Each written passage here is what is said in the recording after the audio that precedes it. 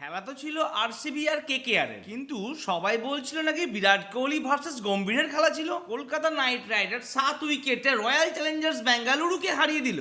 এই ম্যাচটিতে দেখতে পেলাম আমরা পুরনো কেকেআর কে। বিরাট কোহলি গড়ল এক নতুন নজির। নমস্কার, আমি প্রীতিশ, আপনাদের স্বাগত জানাই ক্রিকেট স্ট্র্যাটেজিতে। বেঙ্গালুরু প্রথমে ব্যাট করে 182 রান 6 উইকেট হারিয়ে 20 ওভারে করে। সেখানে কিং কোহলি 59 বলে 83 রান করে এখনো পর্যন্ত এই আইপিএল এর টপ স্কোরার হন। সবই তো হলো, কিং কোহলি দুর্দান্ত খেলেছেন, কিন্তু আমার যেন মনে হয় তাদের এই হারের পিছনে কিং কোহলিও একটু দায়ী। ব্যাঙ্গালোর সারা জীবনই বোলিং পয়েন্টই উইক থাকে। আমার প্রশ্ন হচ্ছে, কিং কোহলি ওপেনে নেমে উনি নট আউট ছিলেন, তবুও তিনি সেঞ্চুরি করতে পারেননি। তিনি যদি আরো ফাস্ট খেলতেন তাহলে হয়তো একটু জিতার আশা থাকতো তাদের। এই যেমন ধরুন 83 জায়গায় 120 বা 110 রান। যাই হোক, পুরনো কেকেআরকে দেখেছি, এই জন্যই বললাম।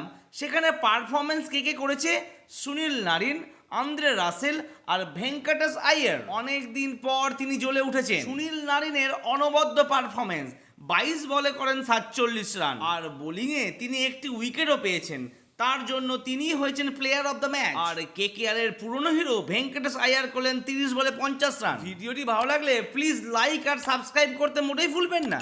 ঝামেলা দেখতে এসেছিল ভক্তরা, কিন্তু এক অন্য চিত্র ধরা পড়ে মাঠে। আরসিবির ইনিংস চলাকালীন ক্রিজে অপরাজিত ছিলেন বিরাট কোহলি। গৌতম গম্ভীরও টাইম আউটে তার খেলোয়াড়দের সঙ্গে কথা বলতে এসেছিলেন।